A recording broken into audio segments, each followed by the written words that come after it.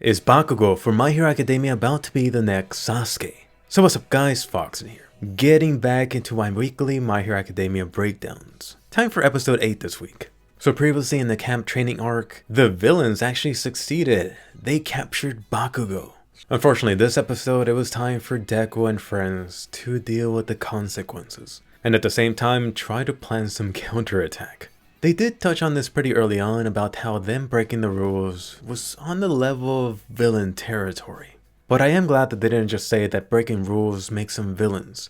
As for the consequences for Deku this episode, oh my god, did you see Deku's freaking busted ass arms? It looks like Recovery Girl isn't going to be able to completely fix that. And I'm sorry Deku, but this is actually one of the things I do love about My Hero Academia. In a bunch of other anime series, there's always some type of healer that could just heal you 100% of the time. But here, nope, you better be careful. In the case of Deku, going past his limits, doing that plus ultra thing, really is just getting his body wrecked. Although to be perfectly honest, right here it was actually revealed that it might be worse than he thought. Deku is facing some serious consequences for recklessly using his powers. That is, even though he was completely justified to save his own and someone else's life. So what? 2 or 3 more times, and Deku's not going to be able to use his arms at all. Youch. I guess Deku could always change his approach to things. He could Detroit Smash, Detroit Body Slam, or Detroit Skull Bash his enemies. As for Kota's little thank you letter to Deku this episode, I love this starting line. I'm sorry for punching you in the balls. And I'm not sure if it really comes across in the subtitles, but Kota here was being extremely formal. I gotta love that he's showing some effort. I guess at least one good aspect for this previous fight was not only Deku saving Kota, but also greatly influencing him. Although getting into the downer side for some of this stuff, on the other side of the spectrum you have Deku's mom. Specifically her asking if Deku has to return to the school. And just keep in mind, his mom knows better than anyone that this is really what Deku wants.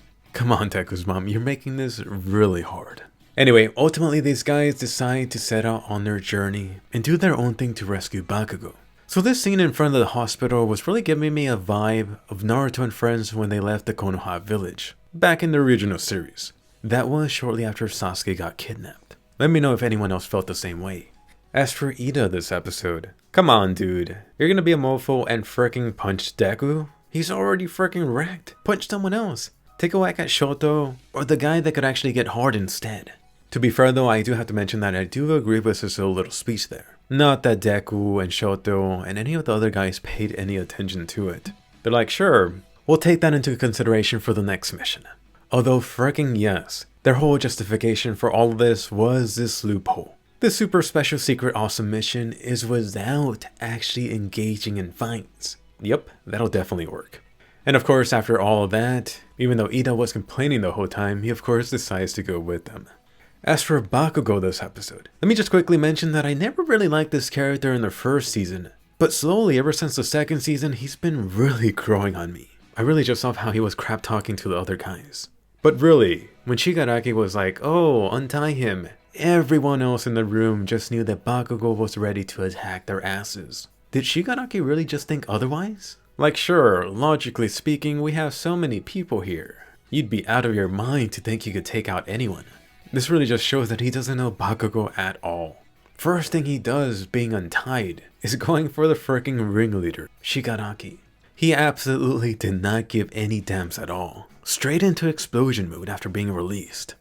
But anyway, let me hear from you. Question of the day. What do you think is going to happen with Bakugo? Are the villains going to be able to convince Bakugo? Will Bakugo become the next Sasuke? As for the heroes, was it the right choice for Deku and friends to try to save Bakugo? Just keep in mind that they already knew the pro heroes were on their way. Anyway, be sure to Detroit smash that thumbs up and subscribe. I'm doing My Hero Academia breakdowns every week. I'm also doing reviews for Darling in the Franxx and the SAO spin-off. Plus more anime videos throughout the week. Definitely subscribe so you don't miss out, and I'll see you guys later.